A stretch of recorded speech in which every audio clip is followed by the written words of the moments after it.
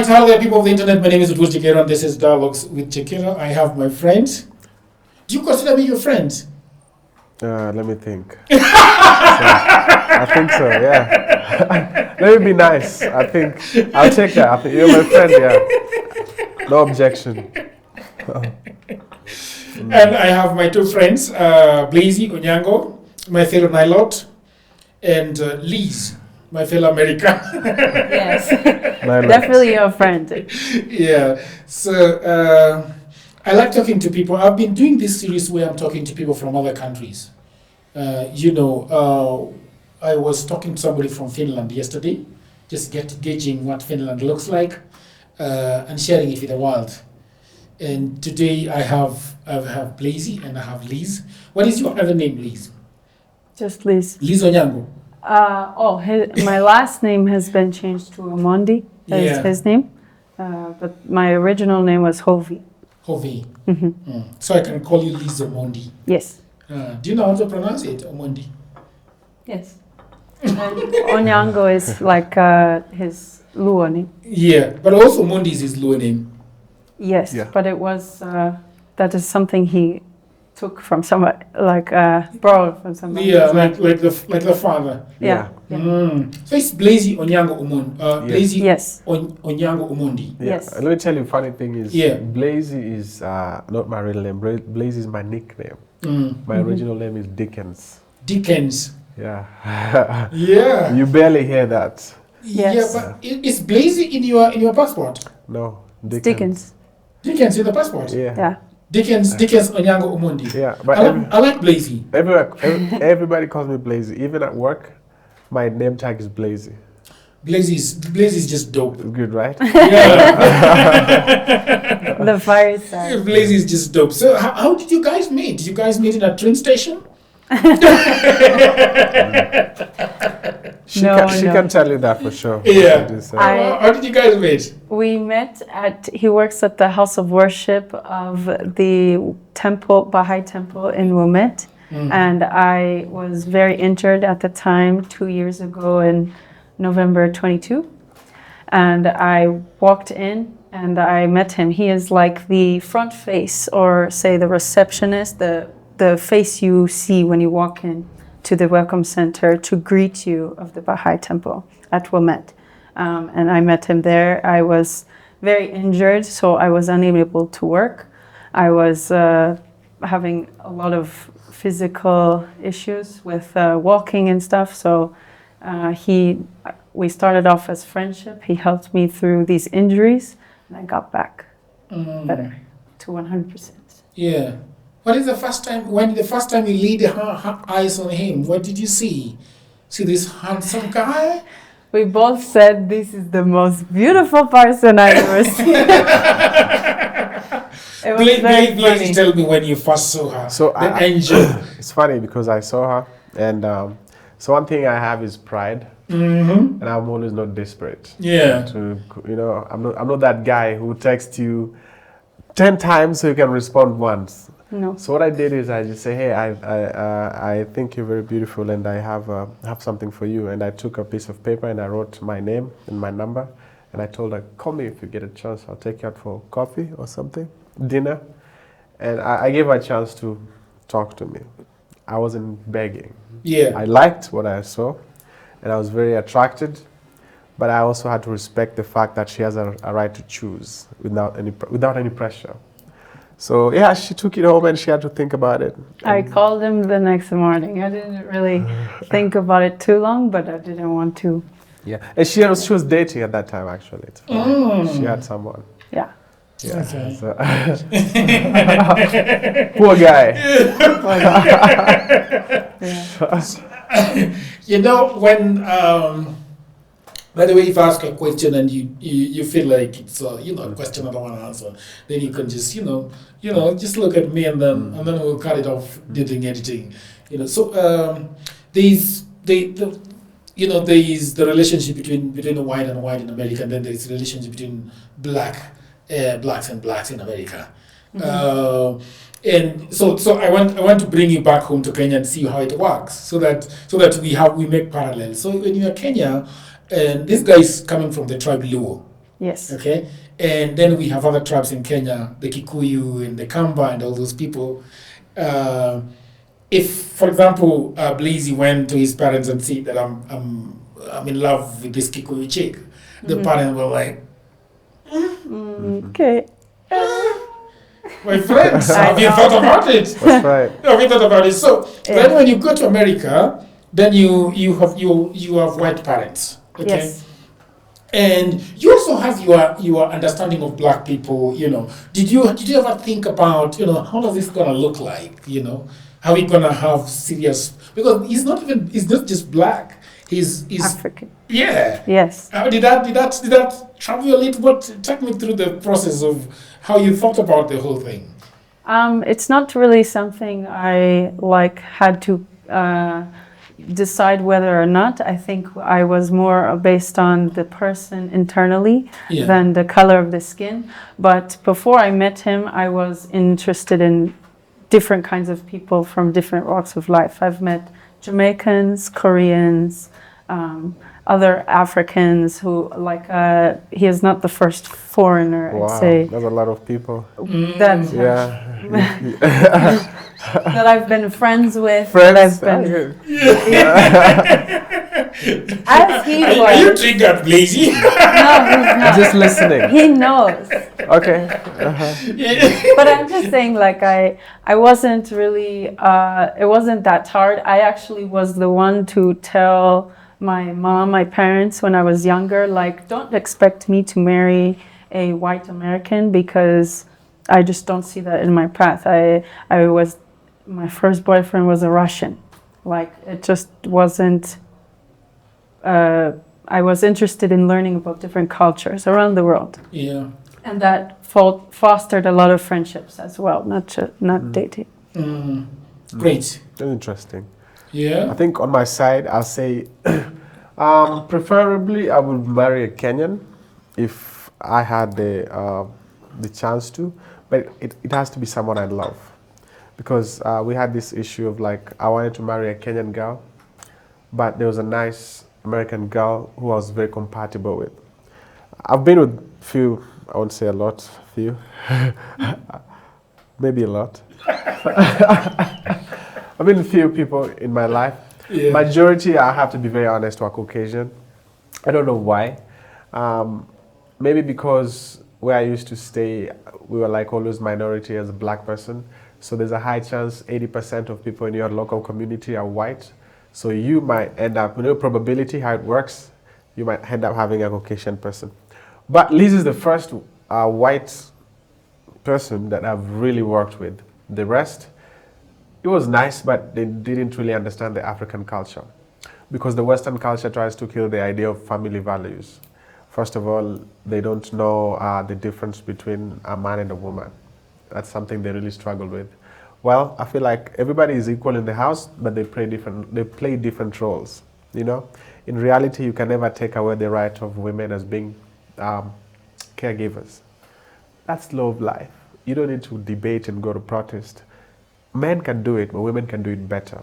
So this is something I really had to think about before I married an American. Then when I met Liz, she really had all those qualities, and I think I had the same thing she was looking for. Yeah. Great. Sounds good. Yeah. I want to go back to your lives. Blazey has told me about his life, but I think when Blazey was telling me his life, I didn't have a big audience like I do right now. So we will have to jog their memory. But I will start with you, Liz. Liz, tell me about where you were born in America. Were you born in Connecticut? Were you born in Louisiana? Were you born in New York? The city of glasses. Where were you born? I was born 30 minutes from outside of Chicago City in Illinois. It's smaller city now called Evanston. We are living there now. I grew up with two parents. I have no siblings, so it's just me by myself. And it was a very small community. There was really the difference of African community, very different, that I was much more alone, or I would find my friends in school. And our eventually Lauren, my friend who lived across the street. So a few neighbors, but overall not a lot of people around. When you were growing up, are you at liberty to say how old you are? Yeah. I'm 25. 25. Okay, so when you were growing up, let's say as a 12-year-old girl in America, and right now, would you say that America has changed so much? Yes, in the way of social media, I would say so, and of development. It's continued to develop as any country has. Social media was not there during my time, or was just starting, where the bullying was mainly in person, and I was not influenced at all by social media. I still don't have social media as well. You don't have social media? No. You're not on Twitter? No. You're not on IG? I don't have it. I never had it. And so, as well as... She has YouTube. I have YouTube. No, please, that's really, really interesting. And I would like to pick her mind a little bit about that. Why did you decide that you're not going to belong?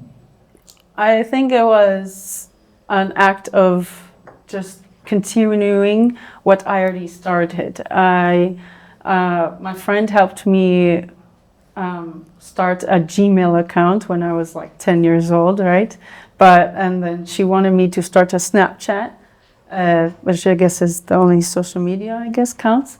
But other than that, there was nothing to really say, oh, go on Facebook, da-da-da-da-da. I appreciated more the social, personal interactions. I've never been a interaction to meet people online. But your friends, were they not giving you pressure to start a social media account? Like, I know girls love IG. Now they do. And Yeah. now they give pressure. But back then, IG didn't even exist. So I had no pressure. There was pressure, I guess, for Facebook and Snapchat. Snapchat was like the new thing. So I got a little bit of that, but there was no...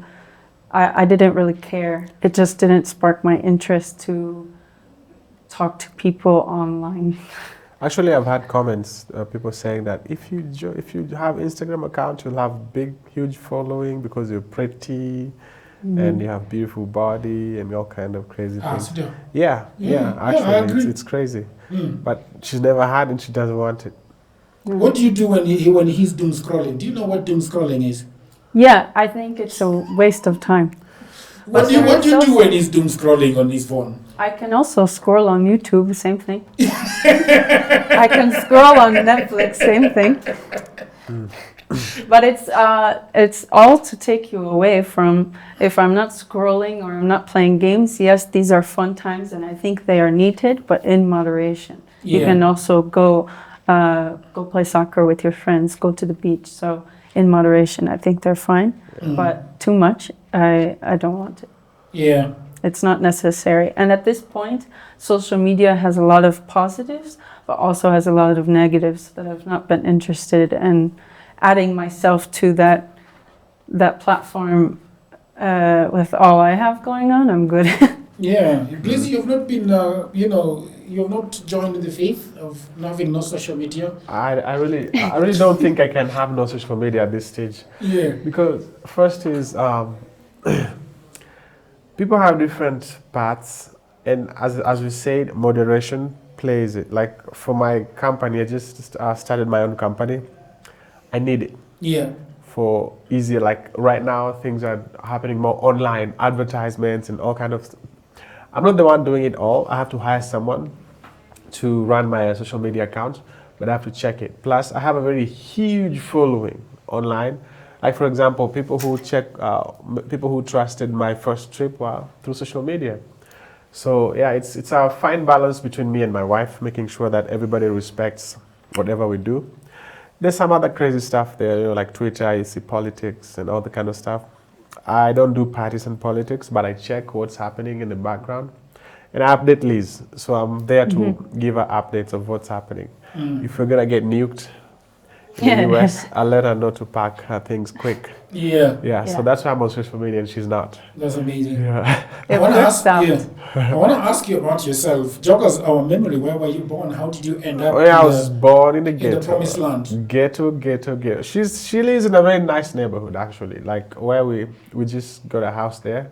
It's one of the nicest in like we're considered rich in Chicago area. Like not so many. Even in our age, we're doing very fine.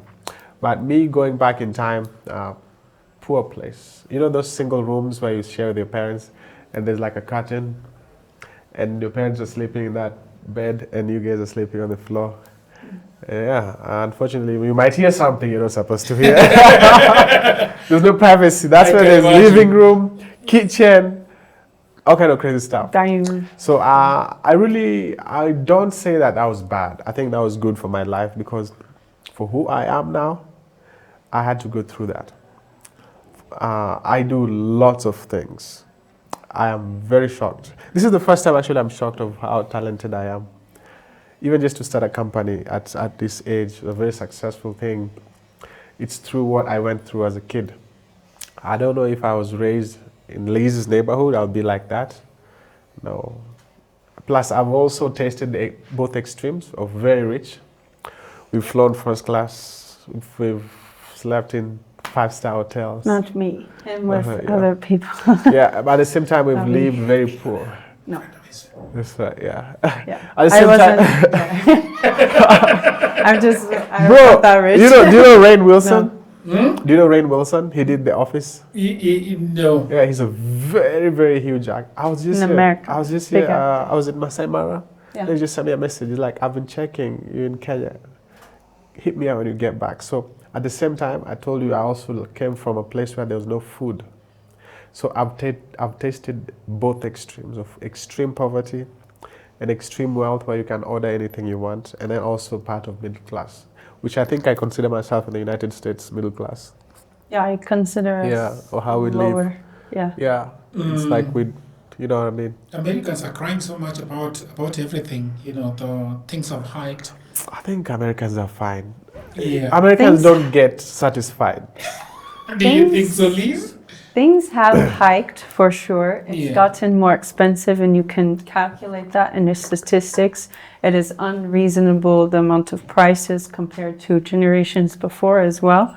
So that is understandable, but also they should come to Kenya and how do you cry? not you can complain. afford iPhone 16. You're crying. Yeah, That's how much is that? Like $1,200. it's $1,000 plus you have a car. US dollars. Yeah. You have you have some money in the bank. You have these fancy shoes, and America is more materialistic. Yeah. That's the problem.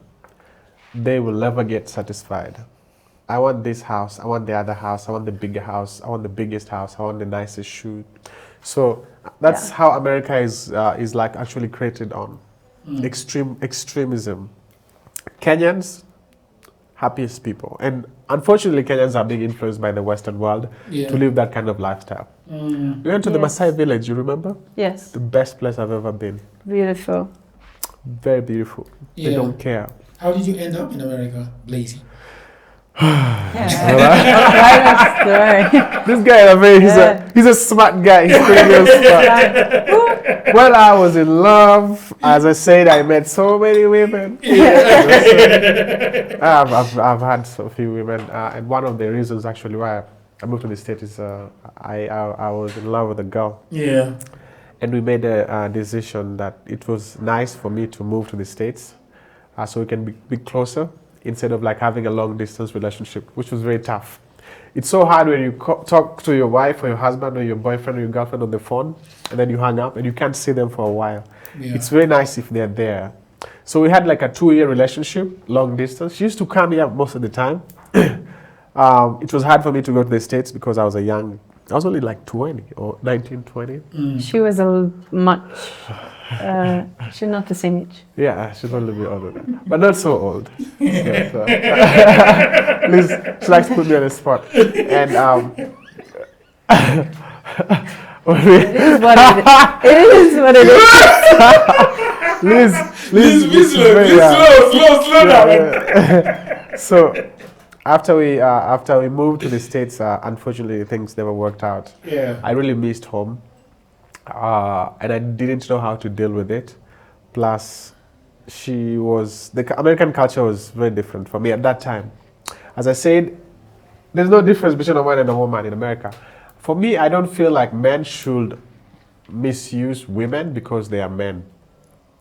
But there's a reality that there's a man and there's a woman. So with my relationship, that was not the reality. Actually, I was always blamed for what men did to women for thousands of years. Even for things I didn't do. Every time I was reminded, you know what women are going through? I would say she was an extreme feminist. Extreme. Feminism is good, but extremity of it is poisonous because you kill someone you love because of what you see other men doing out there. So it didn't work out. It never worked out, and I moved on with my life in the States. But I never got my documents or my things through her, as I told you, right? I got it from the city. There's a program I was doing with the city, and I was recommended to the USIS, and that's how I got my residency in the States. But I'm not that passport. Is it passport boys or visa boys? Yes, passport boys. I am self-made. He is not a passport bro. No. He's not. No. He's self-made. Self-made, yeah. 100%. Congratulations, Yeah. man. It's a beautiful thing, Yeah. you know. Let's talk about America. Is America safe, Liz? There is a lot of shooting. There's a lot of shooting. Yeah. There's a lot more guns available. It's like candy at the store. Like you could get it very easily. Also depends on where you are. Certain areas that is more dangerous than others, just like in any country. I'd say the hike and danger that poses a more threat of unreliability is school shootings, because that can happen in any state in the country. But I wonder why, because I'm thinking, Blazey, that schools should be more protected than the malls. Yes. So I wonder why the shootings usually happen in schools. I'll tell you, one of the problems in America is people are suffering from high depression. There is no, how can I call it, social life in the States. Sense of community. There's nothing like that. In some Community, places, actually. I'll say, I won't rule out and say the whole America, there's no social life. But a very huge percentage of Americans don't know how to interact socially. Even if you go to the nightclubs. Like I went to a nightclub in Kenya, and as soon as the DJ starts scratching, everybody jumps on the floor. But in the States, everybody is shy. People are just looking at each other. So kids grow up by themselves most of the time. And guns in the United States is like going to buy chicken, KFC. Just before I flew to Kenya, my friend called me at night, you remember? Like, bro, my car has been broken and my gun has been stolen. He left his gun in the car. That's how easy having a gun it is in America. The other time, there's a story of a kid. They were playing in the neighborhood, and then this kid saw a small gun. He thought it was a toy. He's like 5 years old. He pointed at his friend, shot him to death, killed him. The other time in our neighborhood, I think last year, these kids, 16-year-old and 14-year-old, they were having a beef. The other kid went and picked up a gun, shoot his friend. So people don't know how to interact spiritually as Africans we do. There, it's all about suspicion, and the strength I have is the gun. So if you get bullied at school, what happens? I'm going to show you who I am. I'm going to sneak in a gun and show you who I am. But unfortunately, this is mostly Caucasians. I've never seen black students go into the school and shoot people. They shoot each other on the street. They shoot each other, but they don't shoot the school. Yeah, I've never seen even a single black kid who just walked in with a gun. I'd say it's nearly not as popular. It's mostly like a white people problem. I don't know why. I hope that you're enjoying Dialogues with Jagero. Now, I have interrupted this program to tell you something amazing that I have been doing for the last 1 year. I've been writing another book. But before I tell you about this, I want to tell you something. 92% of podcasts that have been started die in their first 3 to 6 months. That is not a good thing. Just after writing 18 Hustles for Africans, which has sold thousands of copies, I have written another book called The Playbook. The Playbook is about YouTube and podcasting and how to go big the way I have done in the last 1 month. And in this book, I have done everything to make it easier for you, discovering the secrets of crafting captivating narratives that hook viewers and leave them wanting more. I have put that in the book. How about creating compelling videos? From scripting and storyboarding to shooting and editing, this book provides a comprehensive framework. But again, everybody wants to make money. That's why I've talked about monetizing your content or your channel. In this book, you'll explore multiple revenue streams, from ad revenue to brand partnership and selling your own products to turning your passion into a huge profit. Now, this book has got proven strategies, and I am the king of social media. I go viral. So how about leveraging social media? Learn how to effectively promote your YouTube channel or podcast across various platforms, reaching a wider audience and driving traffic to your videos. This book also has in-depth insights, and I cannot fail to talk to you about this. What people do not know is the algorithm that runs behind every podcast and YouTube.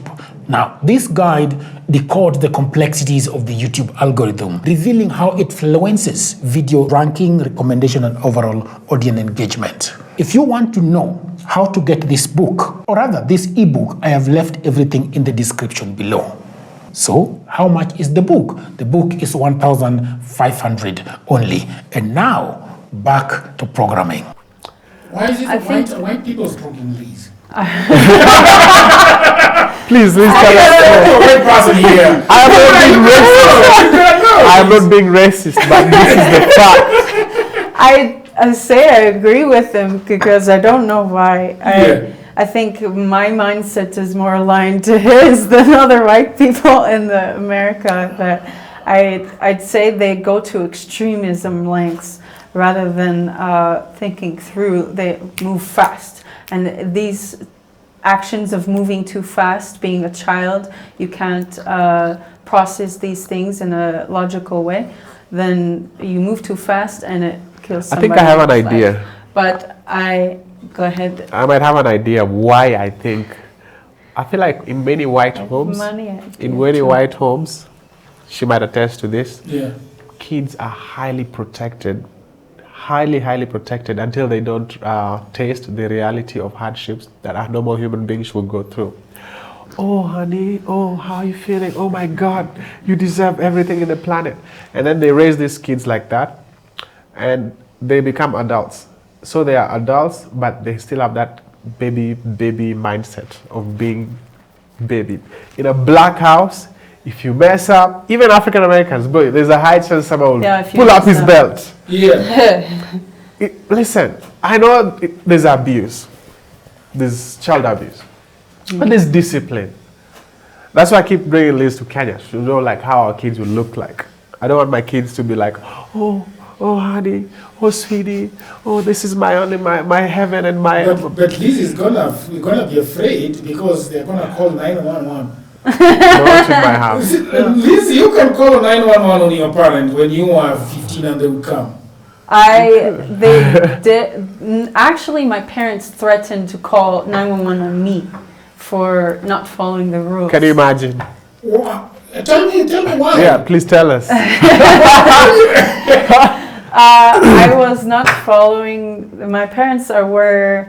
I'd say like I didn't follow my parents' rules a lot, and I very much strayed away from them because they were a lot of times absent or not able to help me in a lot of ways during that time. So I was like, all through my teenage basically years, my dad would say, if you don't come at this time, when curfew ends or whatever, I'm going to call the police, or you're going to be considered missing, I'm going to call the police.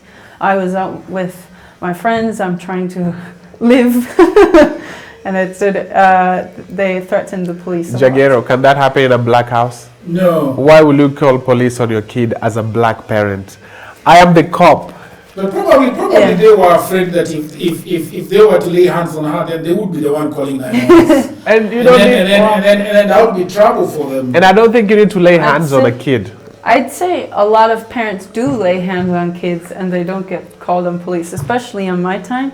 It was more so a threat to get me. That was their way I think rather than- there's a gap that many people forget. When a child is young, to a certain age, you really have to cement that discipline. I'm your father, I'm your mother, I'm your friend, but don't ever forget, I am your parent. But many American parents, this is my everything, my egg. It has to be protected as I can. Even if this baby does wrong in public, nobody is allowed to question us. That's crazy. That's it. That's the problem. So, what's happening? It's terrible. Yeah, I will never call police on my kids. So you probably do. I think I think that's a waste of the police time. I think also an aspect that we're seeing of these school shootings or school differences of how these kids are raised up is the parents have very tainted extreme mentalities that are going unchecked. Here in Africa, you have such a sense of community that everybody knows each other and everybody can check each other. Everybody knows your personality. You can make a lot more friends and community here than there. They're not checking you there. Or if you do, you go to a mental hospital, you don't get fixed, you get out and you still have an issue. They put you on pills. They put you on pills, there's still an issue. There's not going to be fixed. Rather, and then you have those parents teaching the kids and they give the same mindset. They grow up messed up. I'll tell you one thing. I've gone through so much hardships in my life, and everybody I meet, mostly Americans, which is fine. And I think some people might find this funny. Have you done therapy? Yes, I have. You should. I'm fine. When I need it, I will go for it. But these things, it's so sensitive.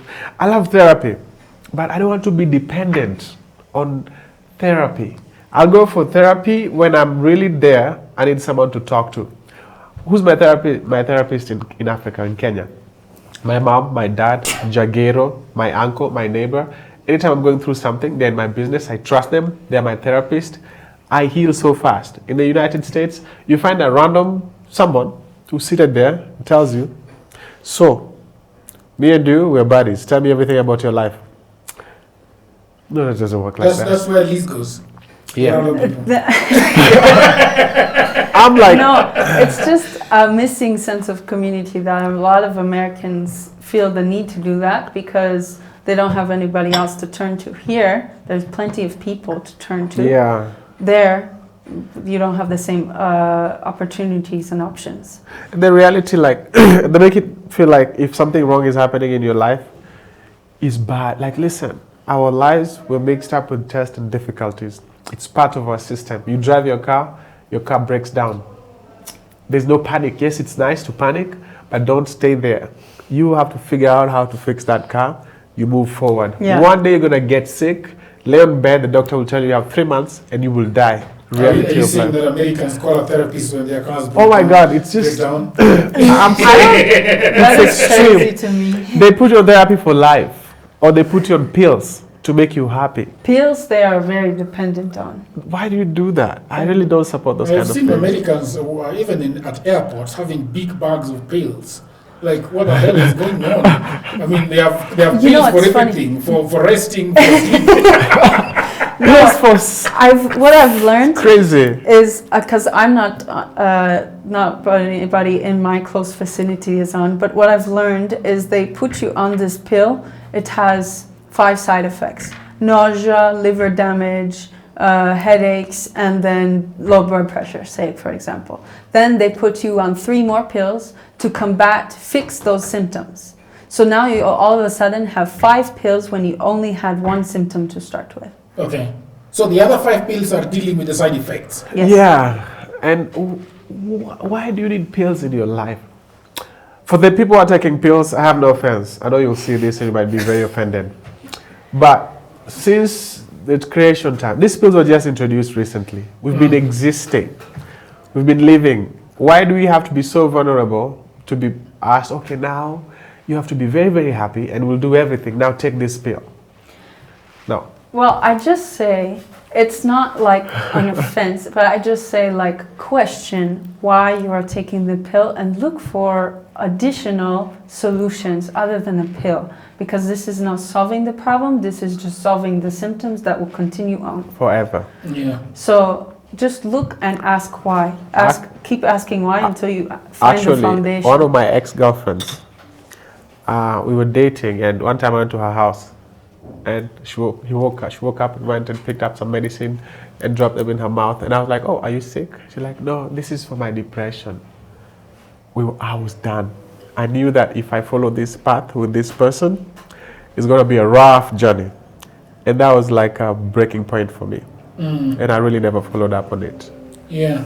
Let me ask you guys about American life and how it works.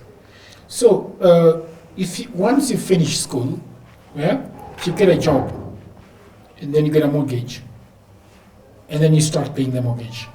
If you can afford the mortgage. Or if you have money, you buy a house, like in cash. Cash at the bank. Yeah. If you can. I find a lot of people our age do not have that kind of cash anymore because the housing market has hiked by like several times. So people like that don't have that kind of percentage because at this point the housing market has gone, any reasonable house is now $300,000, $400,000 US. That's like being nice. That's like 40 million Kenya shillings. 40 million, and that's a regular. I think that's a very regular house. That's a regular, and to support that house, your income should be that house should be 1/3 of your income. So that's what. And that's like lower. That's lower, like close to poor. Yeah, and the average household income in America is only $45,000. $45,000. That's 4.5 million a year, which is still way less. Yeah. You need to make at least, for you to live a comfortable life in the States, you need to, with no kids. You need to with no kids. With no kids. You want to add that. Check out the kids. Don't put the kids part of the system. With no children. Just listen, Blazey. Just listen, Blazey. All single together. Right now. Yeah. If you were to live a comfortable life, we need to make at least close to $200,000. At least. I think we are thinking outside the box at this point because at this point we are lucky. We are not at that tax bracket as well either. So we understand what it takes for our tax bracket that a lot of things are not necessary. A lot of the material things that they put out there, oh, you need this, or you need this. These are things are not necessary. So you can make buy with what you have, but you have to limit your materialism, which a lot of Americans aren't doing. So that's why they say, oh, we need this amount of money, and they go extreme. And the amount of men that have this kind of money that can host a family like that is like 1%. And it's not reasonable. So rather they need to look at the logistics, look at the standards, and look at the materialism in their own life and adjust. Or work at it themselves if you want to be a millionaire. But let's be fair. Let's be fair to this country. As much as we talk about all the negativity about the United States, I live in the US. I want to talk about the positives too. Yeah. I live in the US and I used to live in Kenya. Yeah. I know the difference. Kenyans were happy. Tell me the difference. The difference is this. Be very honest. Oh yeah, we have to. On the table. There's extremism of both, so let me be on the positive of the USA. Yeah. I lived in Kenya. First of all, there's so much freedom in USA. In America, you can insult your president, my friend, and walk around and sleep and go to bed and don't even set your alarm clock. I mean, your alarm on the door, whatever. Yeah. Nobody gonna mess up. You can go to the public and tell police officer, you don't know who I am. And sometimes even throw things on the cops and curse around. It's one of the greatest countries to live if you really want to experience real freedom. In Kenya, you go missing. That's one of the things I've seen. Yeah, they abduct you. Oh, they abduct you and they disappear. Another thing is in terms of corruption. America is corrupt, I won't lie, but you will never detect it. You will never detect it. If police officers are paid well Everybody's paid well, and everybody's paranoid. If you offer me something, if you offer a cop anything, your risk of even getting more trouble is way higher. So in Kenya, you have to offer something. You have to be corrupt. That's to live. So that's not in the US. And I think it's a sense of diversity. Let's be honest, Liz, I will never be who I am if I was not living in a place where it's so diverse, because my neighbors are like Asians, other Africans, Europeans, and these people have different ideas in their life. They are your workmates. When you sit down and start talking about life, explore different things you want to do in life, you get so much content. Compared to like when I'm in Kenya, I can only reason with Kenyans. So we have like this same analogy of life. But in the US, it's different. This guy will be like, oh, I'm working on my PhD. This guy like, oh, I just started another company. This guy is like, oh, I'm working on this. So it gives you a little bit pressure to be creative. Yeah. And do better. And do better every day. Yeah. So that's one thing I like about the United States. They have sense of diversity. You'll never see that anywhere in the planet. The standard of life is good. Let's be fair. I am driving a nice car. I live in a nice house. I have some money in the bank. You know, I have not a lot of money. I smell nice. Yes. You have your chains. I have my chains. Yeah. What watch is that? Are you wearing a 3,000 watch? No. This is called Navforce. No. Not that extreme. But it's a nice watch actually. Nice watch. I'm not into so material, but a little bit. Nice watch and stuff. Yeah. The sense of life is good. I go to bed knowing that my refrigerator is packed, and I can eat whatever I want. Working. And it's working. It's working. And it's working. In Kenya, for you to have those kind of things is a privilege. Yeah. A huge one. Huge privilege. But I also think that in the United States, you can just use a farm to buy everything you want. Yes. Yeah. And struggle paying through it. So the look of wealth is different in America versus Kenya. Yeah. The look of wealth here in Kenya is your herd, your agriculture, your land, and your livestock. Yeah. And that's your. That's Do you have livestock? Well, I do. I have chickens. wow, we're rich. I saw them outside. Those are wild chickens. How do you call them in English? Yeah, guinea fowls. Guinea fowls, yeah. Guinea fowls. Oh, Yeah. that's yours? No. Wow. Those are all my. The other question I wanted to ask you guys: how did credit score work? You build it up. Yeah. So it's something to build up, preferably when you're young. So you open a credit card and you put your bills, your consistent bills, and you consistently pay them off. So over time, this number, magical number that will get better through a system that's logging how you pay your bills and making sure you pay them on time, making sure you pay them in full or in part, whatever. And it bases that number score on how well you do, on how well you're able to maintain these bills, maintain these finances. And the better you do, the better score it can be. I can give you an example as an immigrant. Yeah. For Americans, I feel like... Why are you calling yourself an immigrant and also an expatriate, bro? Because I lived in another country before I moved to the States. But So, you can be an Born in expatriate. yeah. I would rather you call yourself an expatriate. I Okay. I'm the OG then. What about Why did you call yourself Blazey, the expatriate? The expatriate. That's right. Yeah. So I realized Liz has an outstanding credit score, for Yeah. sure. For me, it was very easy to get to her point or even pass her. Yeah. Because I came from a place where we paid cash. You're afraid of debt. I was afraid of debt even living in Kenya. So what happens is that a bank have to trust you in the US. They give you a little bit of money, and then they tell you spend this money and pay on time every time. And the more you do that, many other banks will be like, oh, this guy looks like a hardworking guy. He can be trusted, because the government of the United States is interested in helping people grow by kind of giving you a soft loan. So they work with these other banks or credit companies to help everybody gets uplifted. If you don't pay your stuff on time, they send your information to other lending companies. So they'll be like, this guy, he's not that responsible. So in the last 2 or 3 years, my credit has grown drastically because I use their credit. While I use their credit, I have that cash already in my bank. So as soon as I finishing the credit, I pay it back complete. They're like, oh, this guy finished. So constantly. And now I can go to a bank and tell them, hey, can you guys give me $50,000? And they'll check out my credit and be like, oh, you've been paying very well for the last 3 years. We have no problem. But if you have any problem with payment, all the banks will be like, oh. They don't ask what you're going to do with the money. You're going to spend it with Liz in Masai Mara. They don't ask. They do ask. They do ask, but they do ask, but they want to be too stingy since they have your record.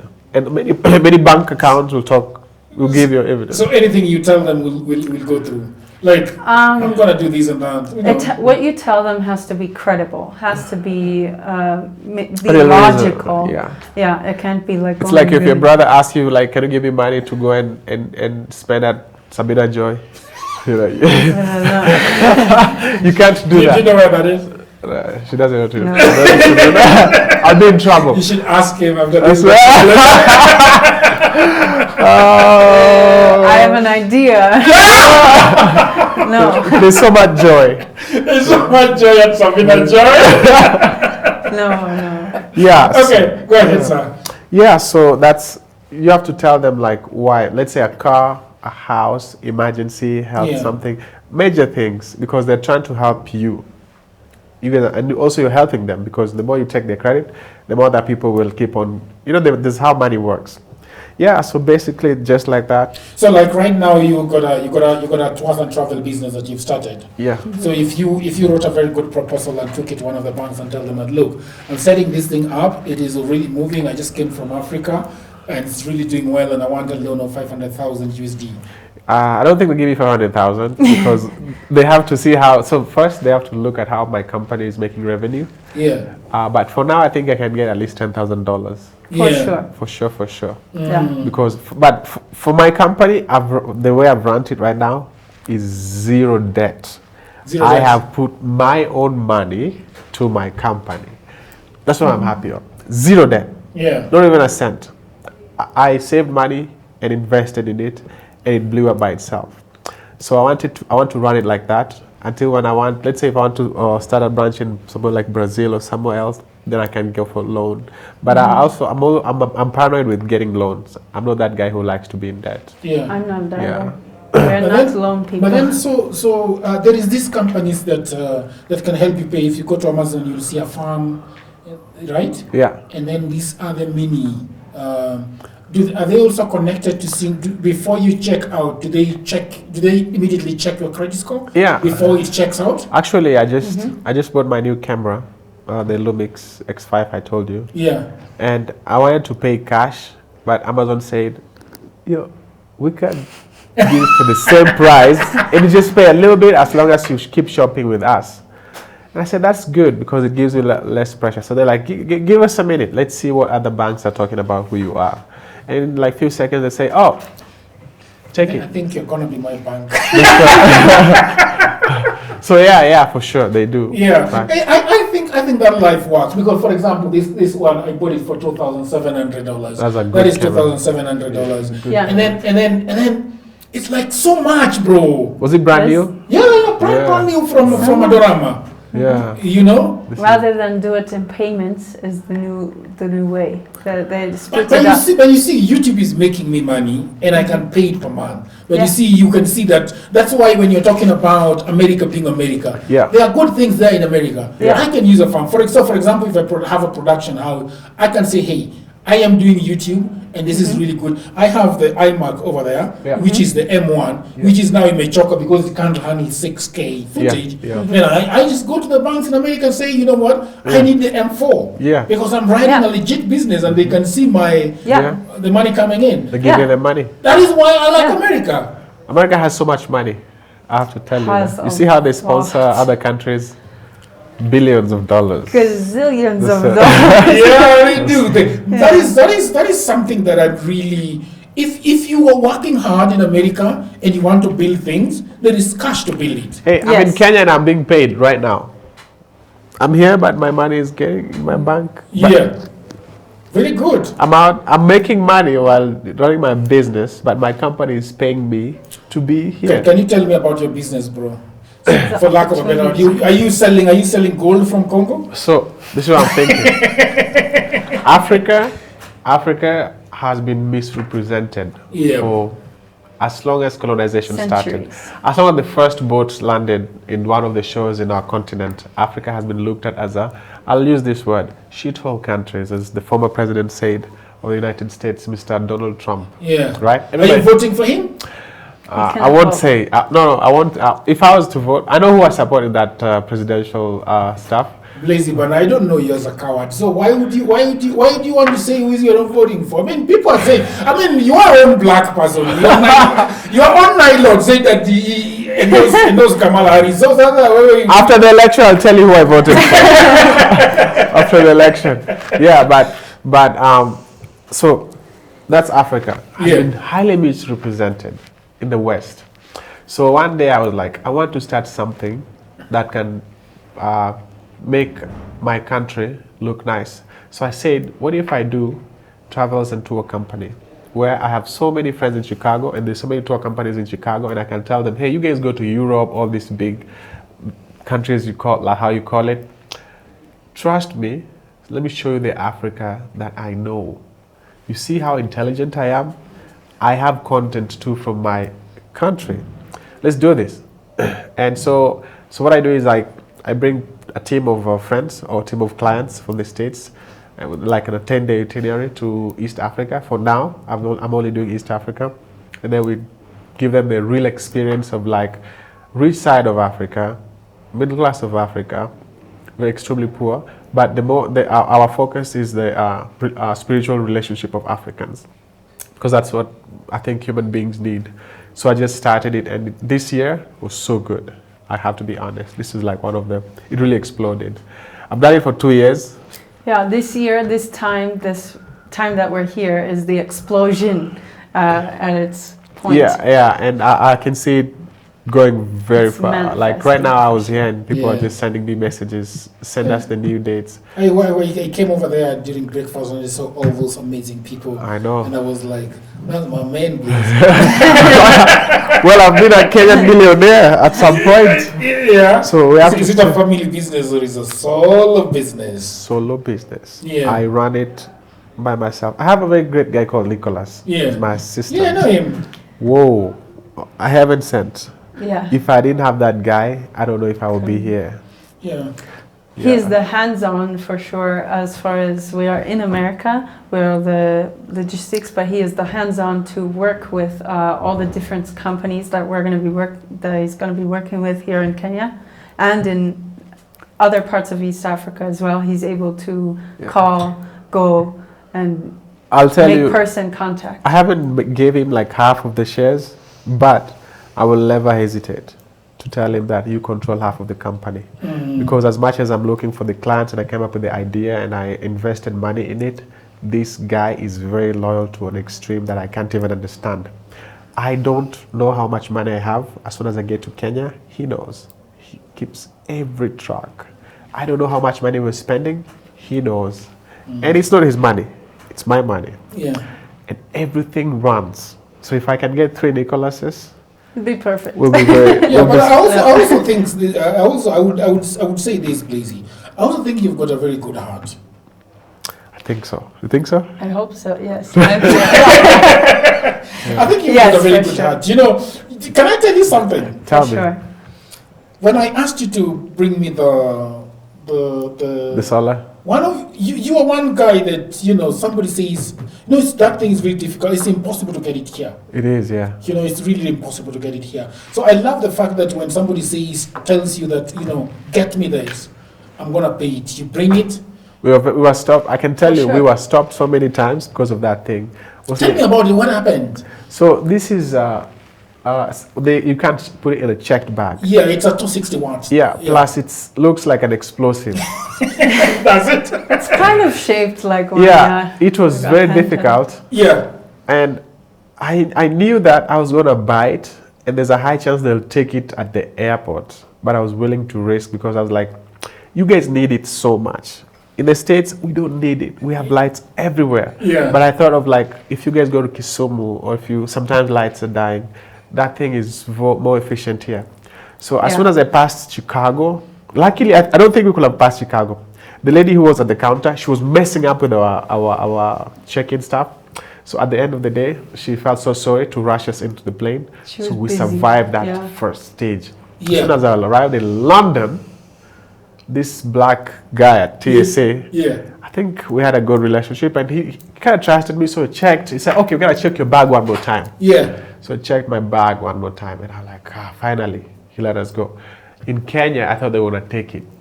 Now, JKIA was packed, and Kenyans get paranoid. Listen, I feel like someone can bring drugs in this airport. This airport is weird. Yo!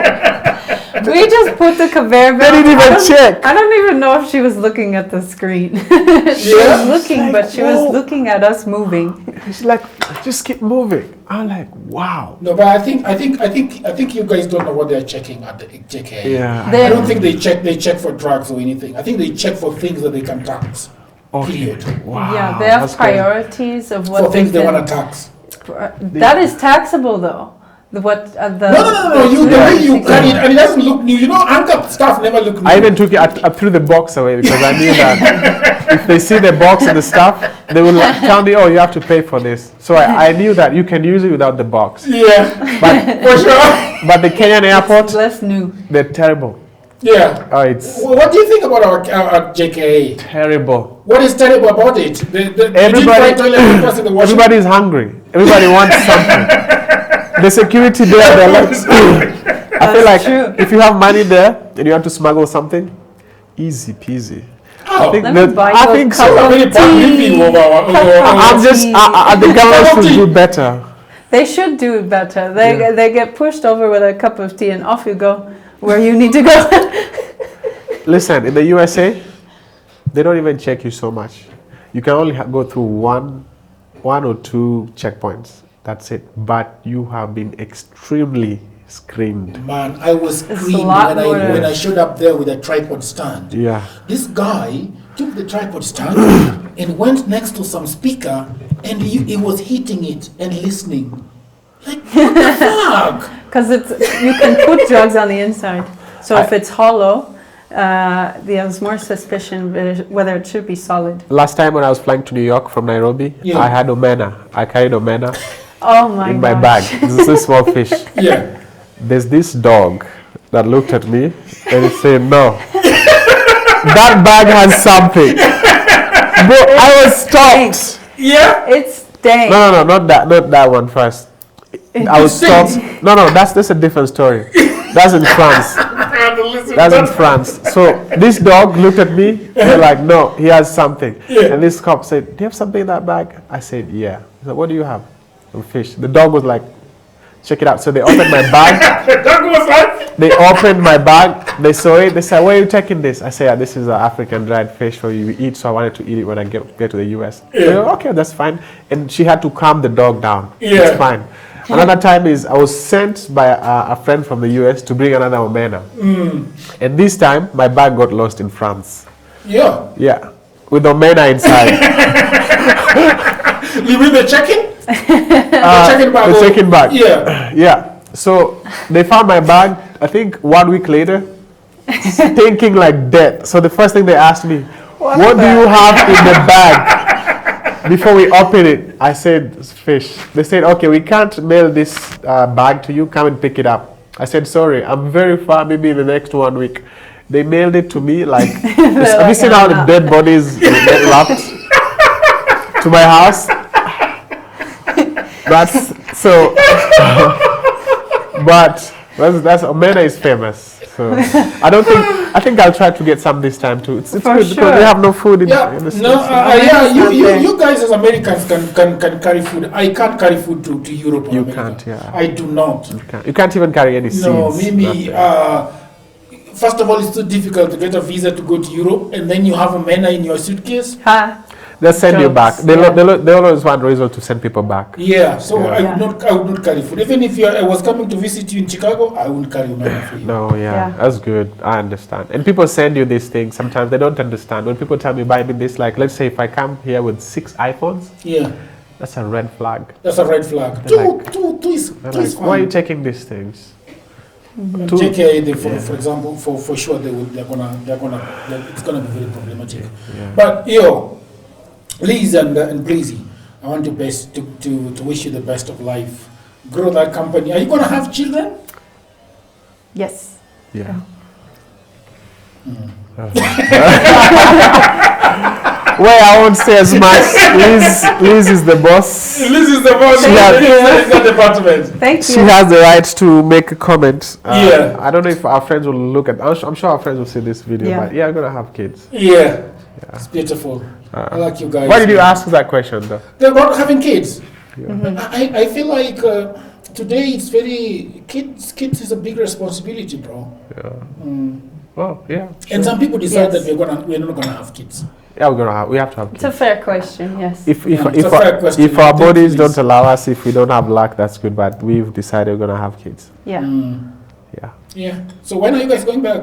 Tomorrow night I fly out, but I'll be back because I have another. When are you back? I wanna send you things to bring me. Please don't send me explosives. No, man. Nothing. I just want like that SSD. It's $100 in the US. Yeah, I can get this for sure. Yeah. It's $100, but here it is $450. Yeah, I can get this Like for more sure. than 3 times. So Yeah, I I can can bring you small stuff like this, Yeah. SD cards and stuff, but I've realized it's so hard to travel big stuff. Big stuff is Yeah, but I'll be back Yeah. in January. I have a winter tour, which we'll go to for the first time. I'll go to Diani, so we'll see how She that coming works. back? She I'm won't not. come to Kenya the next 2.5 years at least. Why 2.5 years, surely? Why are you speaking for? That's order from above, from me. I'm the boss. You're not above from God. Hey, don't put Are it you in. afraid that another African is gonna snatch her? Yeah, I have to. Yeah. Actually, it was offered at the Maasai village to purchase me from him.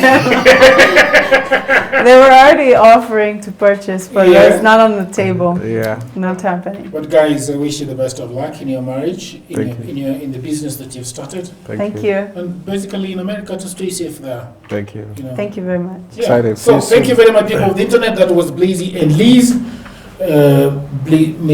Miss Blazey and Mrs. Liz, Mrs. Blazey. and Omondi. Mrs. Omondi. Mr. and Mrs. Omondi. Mr. and Mrs. Omondi. Perfect. Yeah. That's right. That's just perfect. That's my nilotic couple over there. Till another episode. Bye for now. Peace.